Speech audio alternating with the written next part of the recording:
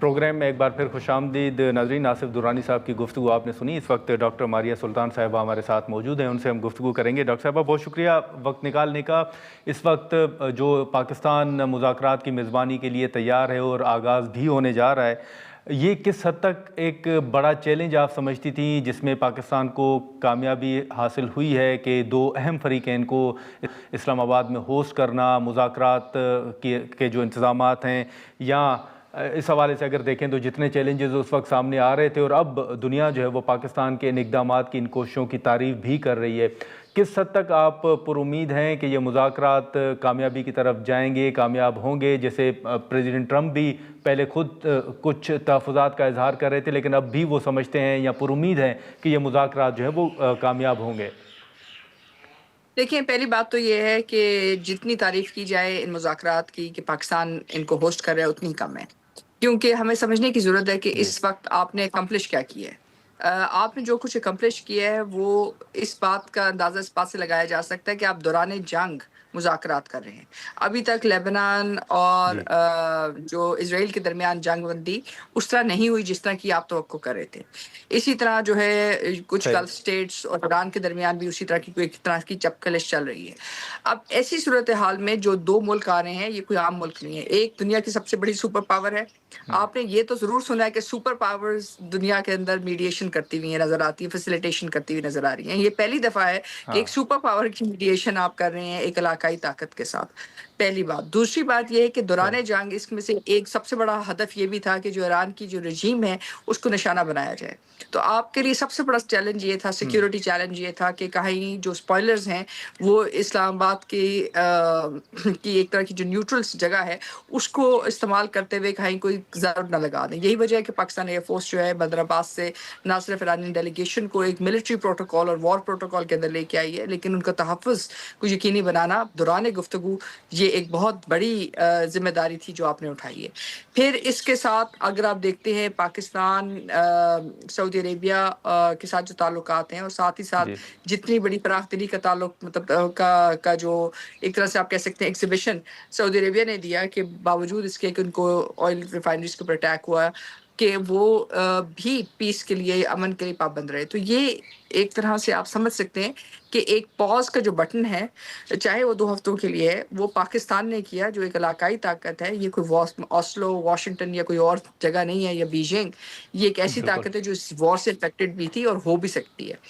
اور اس کے ساتھ ہم ایکسپیکٹ کیا کر رہے ہیں؟ دیکھیں, ان دونوں میجر وارنگ پارٹیز کا یہاں آنا اس بات کی ضمانت ہے کہ دونوں سنجیدہ ہیں گفتگو کے لیے. دونوں نے مطلب مال جان ہر چیز کی بازی لگا دی ہے. یہ کہنا آسان ہے, ایران نے تقریباً 11,000 امریکن بم اٹھائے ہیں. امریکہ نے تقریباً ٹریلینز آف ڈالرز اس 40 دن کی جنگ میں ہار دی ہیں. یہ امریکہ کی جنگ نہیں تھی, یہ جنگ اس خطے کی تھی, یہ جنگ اسرائیل کی تھی, یہ جنگ جن کی بھی تھی, لیکن امریکہ نے وہ دی. اور امریکہ نے تنہا یہ جنگ لڑی تو انہوں نے کاسٹ اٹھائی. وہ جو کاسٹ ہے ظاہر ہے اس میں نیٹو نہیں تھا, اس میں ای یو نہیں تھا, لیکن بینیفیشریز کون ہیں؟ یہ تمام ممالک, کیونکہ $6 ٹریلین کا ٹریڈ سارا امریکہ تو نہیں کر رہا. اس میں چین بھی بینیفیشری ہے, اس میں یورپ بھی بینیفیشری ہے, سب ہیں. تو اس وقت سوائے چین کے اور سعودی عربیہ کے جنہوں نے آپ کی معاونت کی اس کے اندر, باقی سب نے آپ کو سراہا ضرور, لیکن ان دونوں پارٹیز کو پاز کے لیے کچھ نہیں دیا.